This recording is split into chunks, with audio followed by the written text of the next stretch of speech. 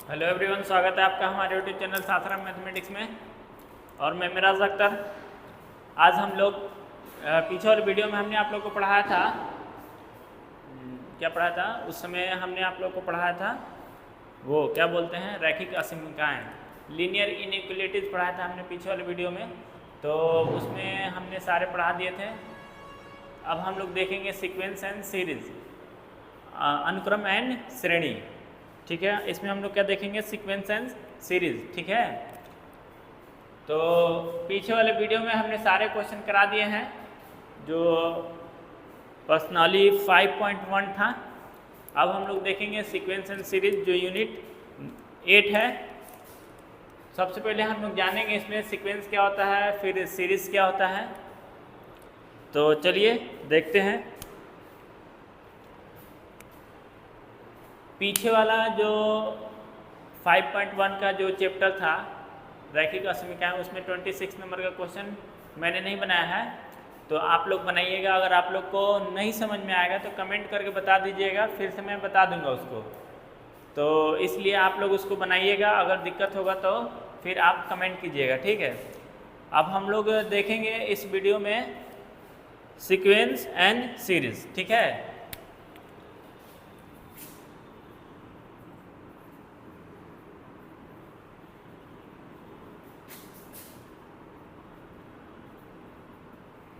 क्या देखेंगे हम लोग इसमें, सीक्वेंस एंड सीरीज, अनुक्रम और श्रेणी, अनुक्रम और श्रेणी। ठीक है, सबसे पहले हम लोग इसमें जानेंगे अनुक्रम किसे कहते हैं और फिर उसके बाद हम जानेंगे श्रेणी किसे कहते हैं। तो सबसे पहले हम लोग पहला पॉइंट देते हैं अनुक्रम। अनुक्रम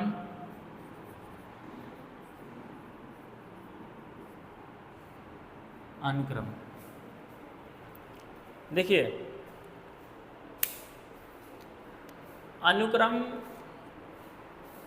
कोई डाटा दिया हुआ है, कोई सा भी डाटा दिया हुआ है। जैसे मान लीजिए कोरोना का टाइम आया। ठीक है, जब कोरोना का समय आया था, सब लोग को पता है कि कोरोना टाइम आया था। तो जब कोरोना के समय आया था तो उस समय क्या हुआ था, कब आया था, 2019 में आया था। 2019, 2020, 2021 और 2022, हम ये 4 साल काउंट कर रहे हैं। ठीक है, 4 साल हम काउंट कर रहे हैं। वैसे तो कोरोना अभी भी है कुछ जगह, लेकिन हम लोग यही 4 साल के बारे में देखेंगे। देखिए, सबसे पहले ये साल दिया हुआ है 2019, 20, 21, 22, कोरोना के समय आया था। तो शुरू में क्या हुआ कि कोरोना के ग्राफ इस तरह से बढ़ा था। ठीक, फिर उसके बाद 2020 में और इस तरह से बढ़ा था, और 2021 में थोड़ा घट गया था, और फिर 22 में इस तरह से घट गया और फाइनली ज़ीरो हो गया। ज़ीरो तो नहीं बोलेंगे, लेकिन घट कर लगभग ज़ीरो आ गया। ठीक, ये कोरोना का टाइम है। कोरोना के टाइम में ये पेशेंट की संख्या है। क्या है, पेशेंट। पेशेंट मतलब मरीज। ये सब मरीज हैं। इस पर समय दर्शाया जा रहा है, ईयर, और इस पर पेशेंट को बताया जा रहा है।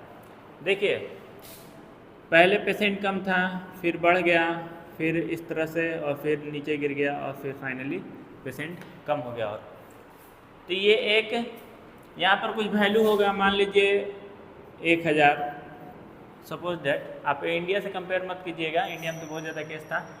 तो जैसे कोई छोटा सा कंट्री ले लीजिए या टापू ले लीजिए, उसमें हो सकता है 1000 पेशेंट हो, फिर उसके बाद 1200 हुआ हो, फिर उसके बाद 1800 हुआ हो, फिर उसके बाद 900 हो गया हो, और फिर उसके बाद 0 हो गया हो, या फिर 50, 30, 40 कुछ भी हो गया हो। ये एक डाटा दिया हुआ है। ठीक है, और एक कंपनी यहाँ पर बनाते हैं, एक कंपनी है और ये कंपनी है एक ठो, ठीक है, कोई सा भी कंपनी XYZ। तो ये मान ली कुछ भी प्रोड्यूस कर रही है, मान लीजिए ये मार्कर प्रोड्यूस कर रही है, एक कंपनी है जो मार्कर बना रही है और इसमें देखा जा रहा है कि हाँ, कंपनी मार्कर बना रही है 2020 से, मान लीजिए हम काउंट कर रहे हैं, चलिए इसको भी 2019 से काउंट कर लेते हैं, 2019, 2020, 2021, 2022 और इस तरह से आगे बढ़ते गए हम लोग। देखिए 2019 में अगर कंपनी मार्कर बनाना, कोई भी कंपनी मार्कर बना रही है तो 2019 में कुछ बनाई मार्कर, फिर उसके बाद 2020 में हो सकता है मार्कर का डिमांड बढ़ गया मार्केट में और बनाई, फिर उसके बाद इस तरह से और बनाते गई और इस तरह से फाइनली इस तरह से बनाते गई। तो इसमें क्या हो रहा है कि डाटा इंक्रीज कर रहा है, ठीक है, ये वाला मार्कर है, इस मार्कर को प्रोड्यूस कर रही कोई कंपनी, ठीक, और इस तरह से वैल्यू क्या कर रहा है, इंक्रीज कर रहा है। ये वैल्यू है किसका, मार्कर का। ये जो मार्कर है, ये मार्कर की संख्या है और ईयर वाइज, मतलब साल 10 साल मार्कर की संख्या दर्शाया जा रहा है इस पर। और एक और हम बनाते हैं ग्राफ, जैसे ये वो वाला मार्कर है जो पानी से डालकर, जैसे बोर्ड पे डाला जाता था पानी, पानी डालकर मिटाया जाता था, ये वो वाला मार्कर है और इसका डिमांड जो है रेगुलर गिरते जा रहा है। तो ये 3 ठो ग्राफ मैंने आपके सामने ड्रॉ किया है। देखिए इसमें क्या है, कोई सा भी डाटा जो है वो पता नहीं चल रहा है कि कब बढ़ रहा है घट रहा है। जैसे इसमें यहाँ पर किस पैटर्न पे बढ़ रहा है, यहाँ पर बढ़ा और यहाँ पर कम बढ़ा, फिर यहाँ पर अचानक से इतना गिर गया और फिर ये गिर रहा है। तो इसमें आगे वाला जो वैल्यू आ रहा है, जो नेक्स्ट वैल्यू आ रहा है, तो इसको हम लोग काउंट नहीं कर पा रहे हैं कि कौन सा पैटर्न फॉलो कर रहा है। इसमें यहाँ से देखिए 1000 से 1200 गया तो एक साल में 200 बढ़ा, लेकिन यहाँ पर अगले साल में 600 बढ़ा, फिर अचानक से 900 घट गया और फिर और भी घट गया। तो जो इस तरह से पैटर्न फॉलो कर रहा है, इसमें कोई भी हम लोग को रिलेशन नहीं मिल रहा है कि ये इसके बाद कौन सा अगले साल कितना डाटा आएगा कितना नहीं आएगा, तो इससे हम लोग को कोई पता नहीं चल रहा है। इसमें मान लीजिए कि 2019 में मान लीजिए 1000 मार्कर बनाया, फिर 1200 बनाया, 1200 बनाया, यहाँ पर 1400 बनाया, यहाँ पर 1600 और इस तरह से 1800।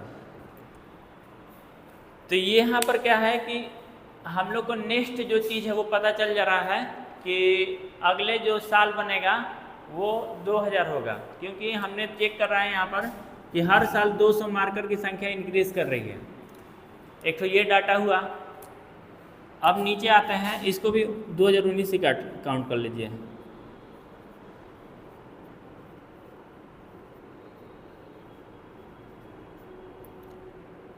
तो यहाँ पर देख रहे हैं, मान लीजिए यहाँ पर हम लोग का 1000 है, यहाँ पर 800 हो गया, यहाँ पर 600 हो गया और यहाँ पर 400 हो रहा है और इस तरह से 200। और यहाँ पर क्या कर रहा है, रेगुलर मार्कर की संख्या सिंक कर रही है, मतलब कम होते जा रहा है। तो 3 डाटा है हम लोग के पास। एक डाटा में हम लोग के पास क्या आ रहा है कि जो पीछे वाला जो वैल्यू है आगे वाले वैल्यू से कोई रिलेशन उसमें नहीं पता चल रहा है कि आगे क्या वैल्यू आएगा, लेकिन इसमें क्या आ रहा है, आगे वाला वैल्यू आ रहा है। और इसमें क्या है, ये आगे वाला वैल्यू हम लोग को पता चल जा रहा है क्योंकि ये डिक्रीज कर रहा है, रेगुलर डिक्रीज कर रहा है, हर साल 200 200 200 घटते जा रहा है।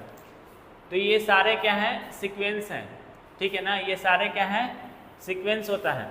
सीक्वेंस ये नहीं का, सीक्वेंस का मतलब ये नहीं कि जो नेक्स्ट टर्म है वो आपका जो पीछे वाला टर्म वो फॉलो ही करेगा। कुछ फॉर्मूला होगा इस तरह से कि आगे वाला टर्म हम लोग फाइंड आउट कर सकते हैं, लेकिन ज़रूरी नहीं है कि सारा सीक्वेंस में फॉर्मूला लगेगा और आगे वाला टर्म हम लोग फाइंड आउट कर सकते हैं। कुछ में फाइंड आउट कर सकते हैं, कुछ में फाइंड आउट नहीं कर सकते हैं। अब जैसे मान लीजिए हम एक अनुक्रम लिख रहे हैं, अनुक्रम ये है अभाज्य संख्या का अनुक्रम।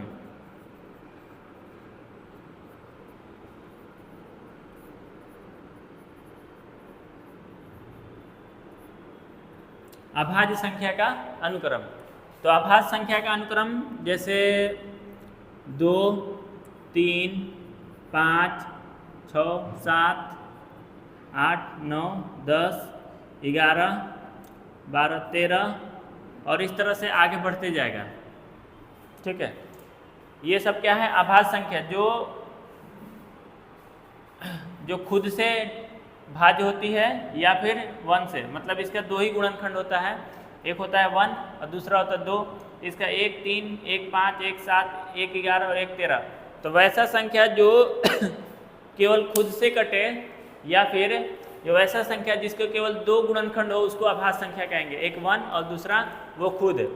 तो ये अभाज्य संख्या है। इस अभाज्य संख्या में यहाँ पर देखिए, यहाँ पर 1 जोड़ें, यहाँ पर 2 जोड़ें और यहाँ पर फिर 2 जोड़े और यहाँ पर फिर 4 जोड़ रहे हैं और फिर 2 जोड़ रहे हैं, तो इसमें कोई पैटर्न फॉलो नहीं कर रहा है। तो इस तरह से ये भी एक सीक्वेंस है। तो ज़रूरी नहीं है कि सारे सीक्वेंस में कोई ना कोई पैटर्न फॉलो करे, हो सकता है पैटर्न ना भी फॉलो करे, हो सकता है पैटर्न फॉलो करे। तो इस तरह से ये सारे चीज़ क्या हैं? सीक्वेंस में आएंगे। ये सीक्वेंस में आएगा क्योंकि ये समय के अनुसार इसको सजाया गया है, इसलिए ये सीक्वेंस में आएगा। ठीक, तो ये सारे जो हैं आपका अनुक्रम कहलाएंगे। अनुक्रम में कुछ अनुक्रम क्या होता है कि एक नियत पैटर्न फॉलो करता है, लेकिन कुछ अनुक्रम क्या करता है कि एक नियत पैटर्न फॉलो नहीं करता है। तो इस तरह से हम लोग सीक्वेंस को समझ गए। अब सीक्वेंस की टाइप देखते हैं, कितने तरह के सीक्वेंस होते हैं। ठीक,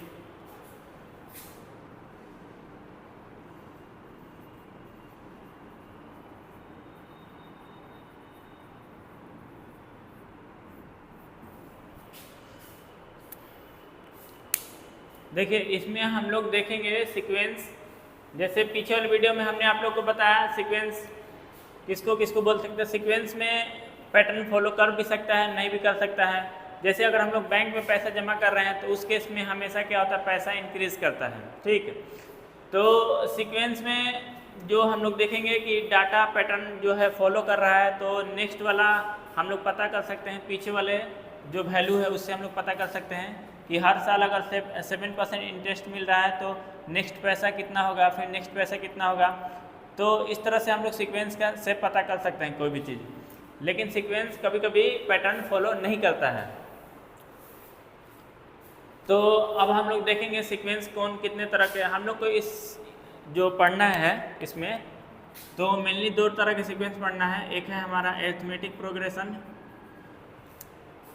पहले हम लोग को पढ़ना है अरिथमेटिक प्रोग्रेशन, दूसरा है ज्योमेट्रिक प्रोग्रेशन। एक अरिथमेटिक प्रोग्रेशन के बारे में हम लोग 10th क्लास में आप लोग पढ़े होंगे, आप लोग को पढ़ाया गया होगा, और इसमें हम लोग एक नया प्रोग्रेशन देखेंगे जिसको जियोमेट्रिक प्रोग्रेशन बोलते हैं, जिसे गुणोत्तर श्रेणी बोला जाता है। ठीक है, तो अरिथमेटिक प्रोग्रेशन के बारे में आपको थोड़ा बहुत तो नॉलेज होगा ही, 10th क्लास में पढ़े होंगे। तो सबसे पहले हम लोग देखते हैं अरिथमेटिक प्रोग्रेशन।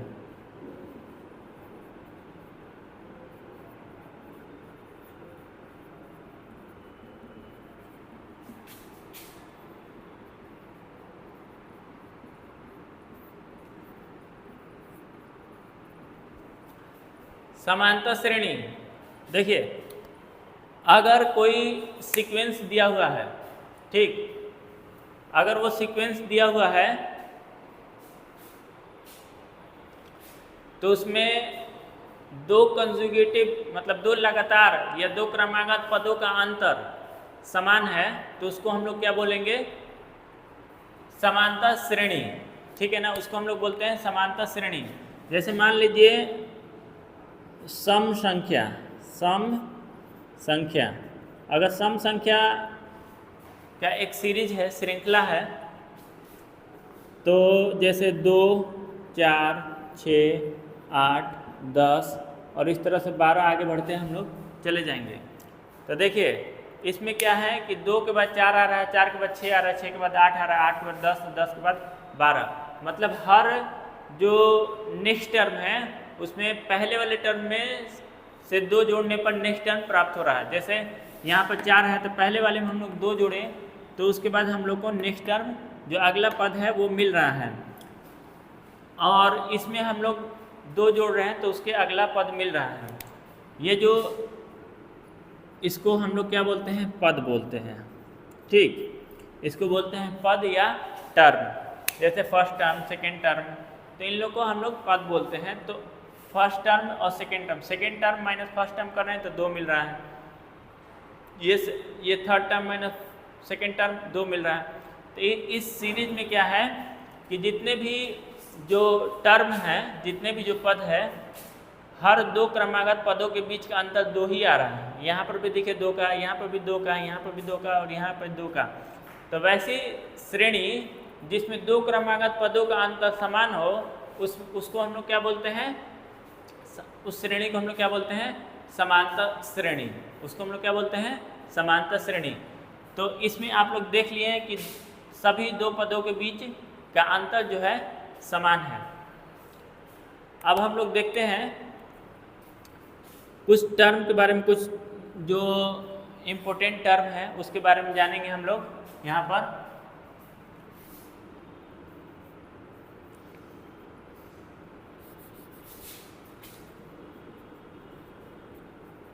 सार्व अंतर। सार्व अंतर किसे कहते हैं? सार्व अंतर होता है 2 क्रमागत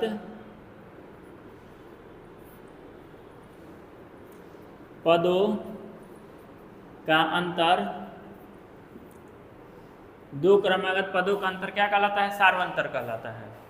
जैसे 2 क्रमागत पद 6 - 4 = 2, 4 - 2 = 2, 8 - 6 =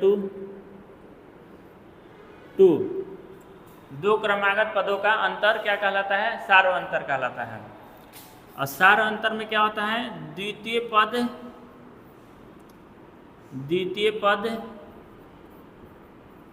माइनस प्रथम पद।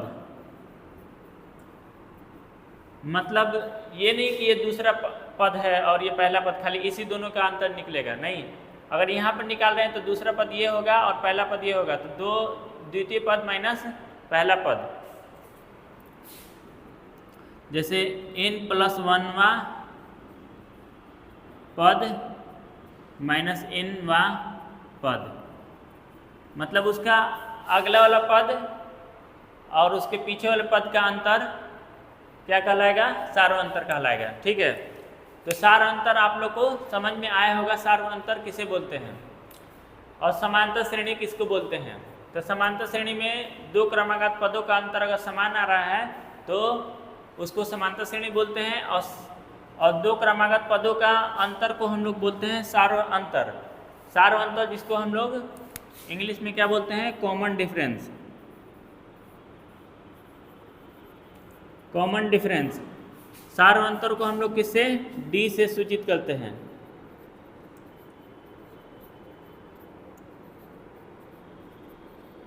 सार्व अंतर को डी से सूचित करते हैं। ठीक है,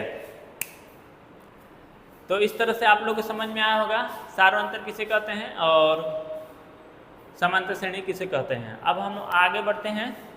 देखिए अब हम लोग देखेंगे कि कोई सा भी सीरीज मान ली दे दिया, जैसे पीछे वाला जो है लिए थे अभी सीरीज सम संख्याओं का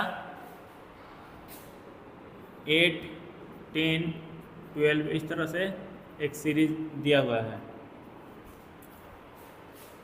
तो जो पद होता है उसको ए से सूचित करते हैं, ए और एन, मतलब इसको हम लोग बोलेंगे एनवां पद। अगर A1 रहेगा तो उसको प्रथम पद, A2 रहेगा तो उसको हम लोग क्या बोलेंगे, द्वितीय पद। A3 रहेगा उसको हम लोग क्या बोलेंगे, तृतीय पद। तो जो यहाँ पर रहेगा वो वाला पद कहलाएगा। जैसे यहाँ पर क्या है A1, इसके लिए हम लोग क्या लिखेंगे A1, इसके लिए हम लोग लिखेंगे A2, क्योंकि ये दूसरा पद है और प्रथम पद को हम लोग A से सूचित करते हैं। प्रथम पद को हम लोग क्या बोलते हैं A। प्रथम पद को हम लोग क्या बोलते हैं A। अगर A1 लग जाएगा तो भी प्रथम पद पहला पद, A2 मतलब दूसरा पद, A3 मतलब तीसरा पद, A4 मतलब चौथा पद, और इस तरह से आगे बढ़ते जाएगा हम लोग का। यहाँ पर A3 लिख देंगे तीसरा पद हो जाएगा, यहाँ पर A4 लिख देंगे चौथा पद, यहाँ पर A5 पाँचवा पद, और इस तरह से A छठा पद हो जाएगा हम लोग का। तो इस तरह से पद को दर्शाया जाता है। अब देखिए, मान लीजिए यहाँ पर दूसरा पद जो है किस तरह से है, 2 प्लस में 2 है। तीसरा पद देखिए आप लोग, 2 प्लस में 2 गुने 2 है, ठीक ना। और इस तरह से चौथा पद देखिए तो 2 प्लस में 2 गुने 3 है, और यहाँ पर क्या है 1, ठीक। और यहाँ पर अगर हम लोग देखेंगे तो 1वां पद ले लेंगे तो 2 प्लस 2 गुने 0 हो जाएगा। तो देखिए एवा पद में 2 प्लस 2 गुने 0, दूसरा में A2 2 प्लस 2 इंटू 1। तो इस तरह से हम लोग देखेंगे, यहाँ पर 4 है तो ये कितना है, इसको हम लोग लिख सकते हैं ऐसे 2 प्लस 2 इंटू 4 माइनस 1, 4 माइनस 1 3 हो जाएगा। इसको हम लोग क्या लिख सकते हैं, 2 प्लस 2 इंटू 3 माइनस 1 हो जाएगा। इसको हम लोग लिख सकते हैं 2 प्लस 2 इंटू 2 माइनस 1, इसको लिख सकते हैं। और इसको हम लोग लिख सकते हैं 2 प्लस 2 इंटू 1 माइनस 1। तो देखिए जो यहाँ पर दिया हुआ जो पद है, यहाँ पर चौथा पद है तो यहाँ पर 4 आया है, 4 माइनस 1। यहाँ पर तीसरा पद है 3 माइनस 1, यहाँ पर दूसरा पद है 2 माइनस 1, और यहाँ पर पहला पद है 1 माइनस 1। इस तरह से आ रहा है। अगर हम लोग nवां पद लेंगे, तो nवां पद में क्या आ जाएगा, 2 प्लस n माइनस 1 इंटू 2 आ जाएगा। या फिर ऐसे कीजिए, 2 आगे ले लीजिए और n माइनस 1 कर दीजिए पीछे, ठीक है। अब यहाँ पर क्या है 2, ये 2 जो है ये प्रथम पद है ना, प्रथम पद है तो यहाँ पर हम लोग लिख देंगे A। अब देखिए ये जो 2 आ रहा है, ये 2 आ रहा है सार्व अंतर, इन दोनों के बीच के अंतर, ये सार्व अंतर है। और इस तरह से D आ रहा है यहाँ पर n माइनस 1। सार्व अंतर को क्या हम लोग सूचित करते हैं, D से। तो A nवां पद जो हो जाएगा आपका A plus n minus 1 into D हो जाएगा। तो समांतर श्रेणी का जो nवां पद निकलता है वो आपका कैसे निकलता है, A plus n minus 1 into D। समांतर श्रेणी का nवां पद जो निकालेंगे हम लोग A plus n minus 1 D होता है, ठीक है। तो देखिए एक बार फिर से समझ लीजिए, ये जो सीरीज दिया गया है 2 4 6 8 10, तो यहाँ पर A1 पहला पद, A2 दूसरा पद, A3 तीसरा पद, A4 चौथा पद, इस तरह से हम लोग निकालेंगे।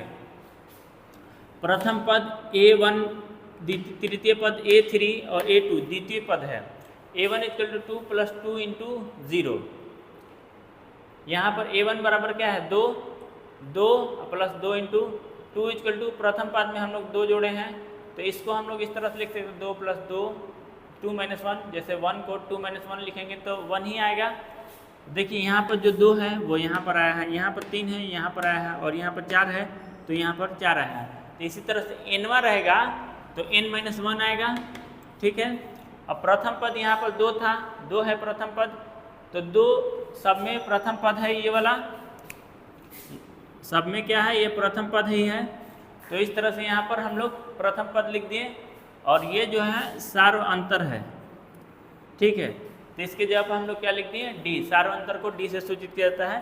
तो इस तरह से हम लोग समांतर श्रेणी का nवां पद निकाल लिए, ठीक है।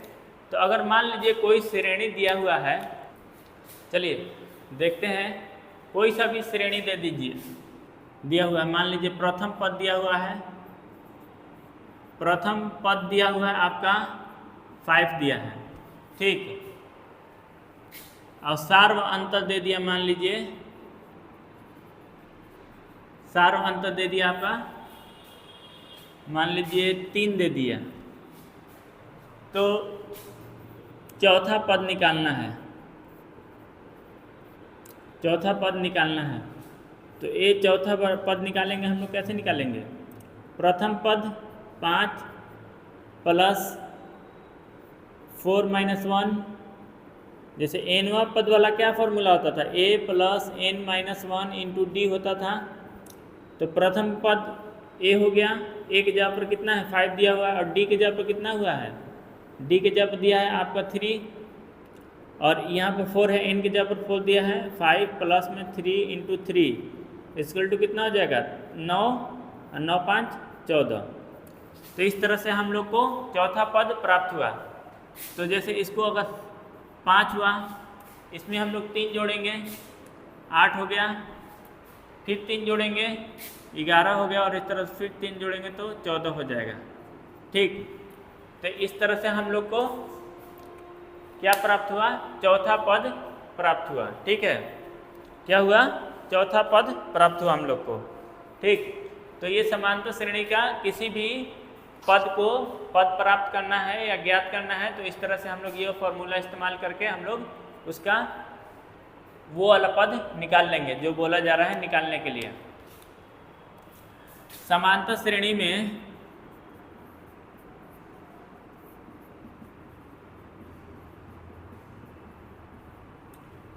श्रेणी में इन पदों का योग, इन पदों का योग जो होता है वो होता है, उसको एसएन से सूचित किया जाता है। तो आपका आ जाएगा n/2 2a n-1 into D. आप लोग इसको याद कर लीजिए, इसको एक्सप्लेन करेंगे तो बोर्ड मतलब छोटा पड़ जाएगा, या फिर छोटा छोटा लिखकर बताना पड़ेगा। और वैसे इसको एक्सप्लेन करना कोई ज़रूरी नहीं है, आप लोग इसको याद कर लीजिए, ठीक है। दूसरा है n/2 a प्लस में l, a प्लस में l मतलब n/2 इंटू प्रथम पद प्लस अंतिम पद, प्रथम पद प्लस अंतिम पद इंटू n/2 हो जाएगा, ठीक। एक तो ये हुआ formula, n/2 into 2a plus n-1 into D हो गया, फिर n/2 इंटू प्रथम पद प्लस अंतिम पद ये वाला हो गया, ठीक। तो आप लोग को 2 फार्मूला पता हो गया। किसी भी समांतर श्रेणी में अगर n पदों के योगफल निकालना है तो ये वाला फार्मूला हम लोग इस्तेमाल करेंगे, ठीक है। तो अब हम लोग कुछ क्वेश्चन देखेंगे इसमें, तो क्वेश्चन किस तरह से बनता है। और क्वेश्चन देखने से पहले थोड़ा जानकारी ले लेते हैं। जैसे हाँ, ये वाला है, इसमें दिया हुआ है 5 8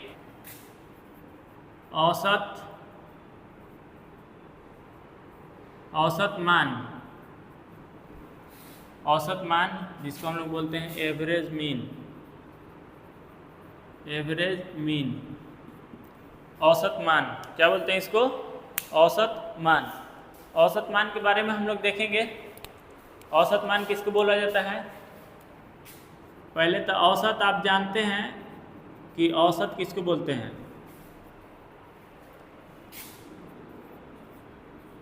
कुल मान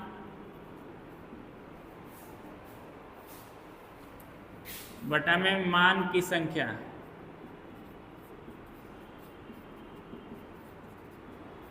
मतलब total value upon number of value, total value बटा में नंबर ऑफ वैल्यू निकालते हैं। जैसे मान लीजिए 2 हम समांतर श्रेणी लिख रहे हैं यहाँ पर, जैसे 1 हो गया, 3, 5, 7, 9 और इस तरह से आगे बढ़ते जाएगा। ठीक, एक और ले लेते हैं, 2, 4, 6, 8 और 10। एक विषम सीरीज है और एक सम सीरीज वाला समांतर श्रेणी है। ठीक है, तो 2 ठो समांतर श्रेणी यहाँ पर दिया हुआ है। तो अब हम लोग क्या करेंगे,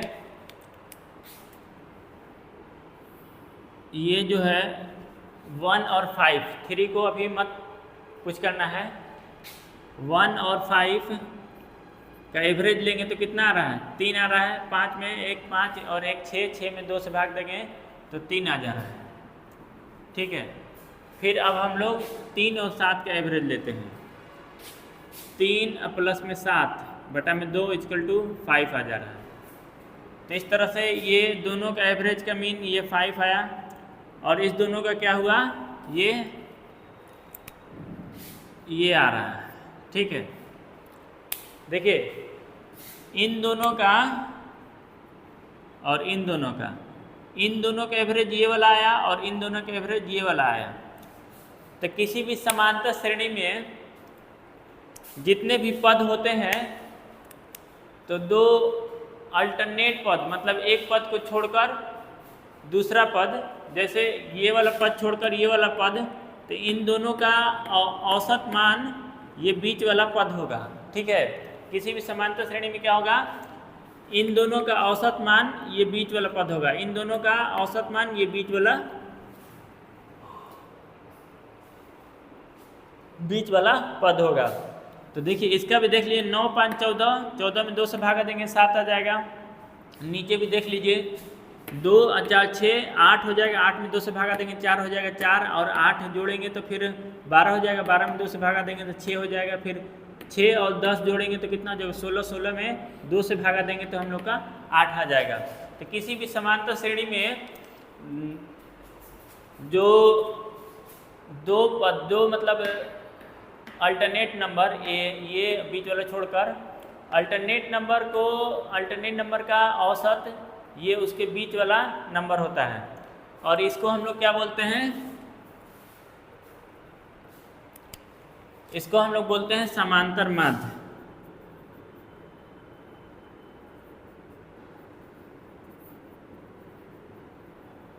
इसको हम लोग बोलते हैं समांतर माध्य। क्या बोलते हैं, समांतर माध्य।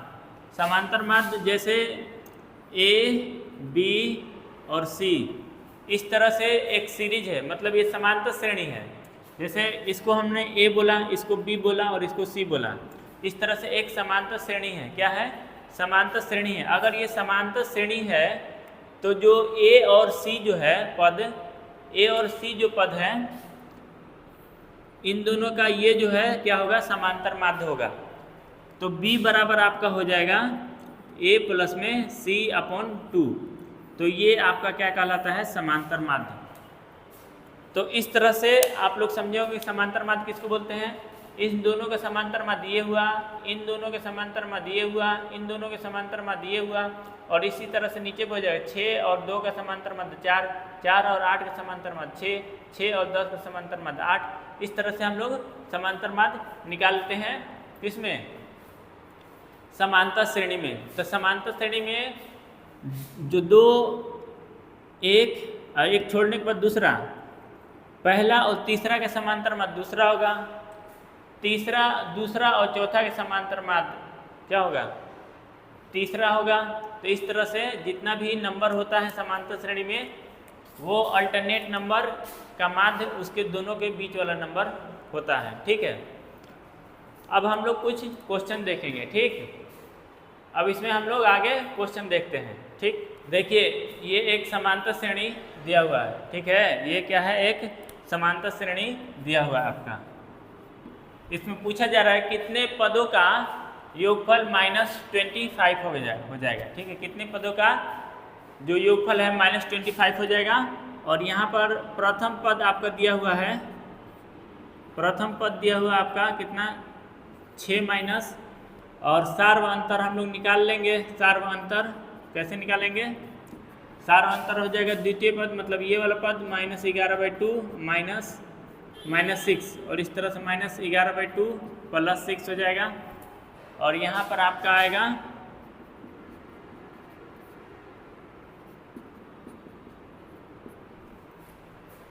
+1/2 आ रहा है। ठीक है, क्या आ रहा है? +1/2।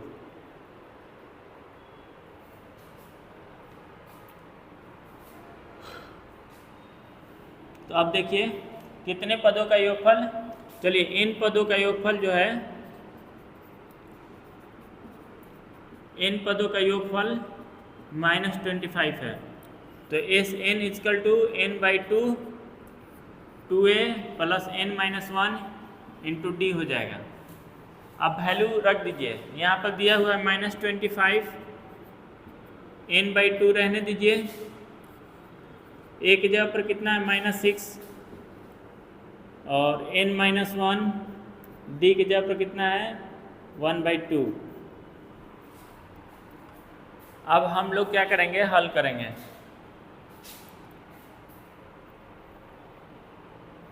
देखिए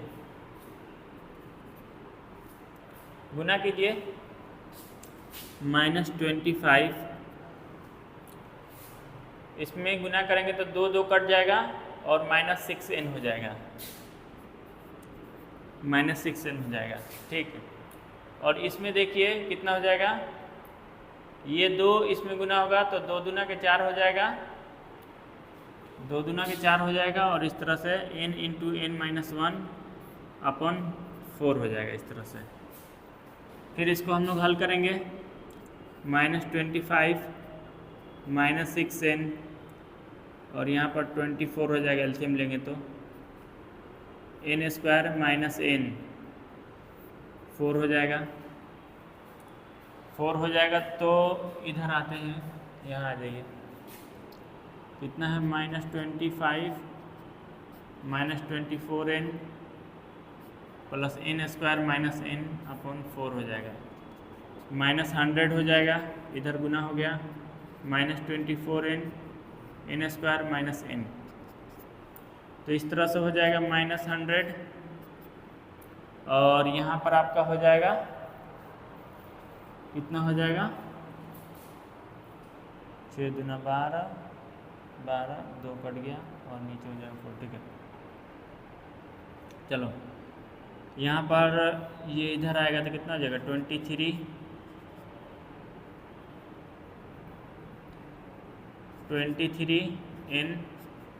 + n², सॉरी यार 25 हो जाएगा, यहाँ पर ये दोनों माइनस माइनस में 25 हो जाएगा। तो n² -25n + 100 = 0 हो जाएगा यहाँ पर, और इस तरह से n² -20n -5n = 100 हो जाएगा, और इसको जब हम लोग गुणनखंड करेंगे तो n -20 आएगा, और यहाँ पर n -20 हो जाएगा और 0 हो जाएगा। इस तरह से हम लोग को गुणनखंड जो मिलेगा n -20 और n -5, तो n बराबर कितना हो जाएगा, 20 हो जाएगा, और n बराबर 5 हो जाएगा। तो 2 आंसर इसका आ जाएगा। ठीक है, 2 ठो इसका आंसर आ जाएगा। ठीक, तो n बराबर 20 और n बराबर 5 हो जाएगा। तो आप लोग देख सकते हैं कि इसको किस तरह से हल करना है। अब हम लोग मिलेंगे नेक्स्ट वीडियो में। नेक्स्ट वीडियो में हम लोग क्वेश्चन देखेंगे, पर्सनली 8.1 का क्वेश्चन देखेंगे। सारे क्वेश्चन हम लोग करेंगे इसमें 1 बाय 1 करके। तो आज इतना ही छोड़ देते हैं। ठीक है, अगर आप लोग को हमारी वीडियो अच्छी लग रही है तो लाइक कीजिए, शेयर कीजिए और सब्सक्राइब करना तो बिल्कुल ना भूलें। तो ठीक है, मिलते हैं नेक्स्ट वीडियो में।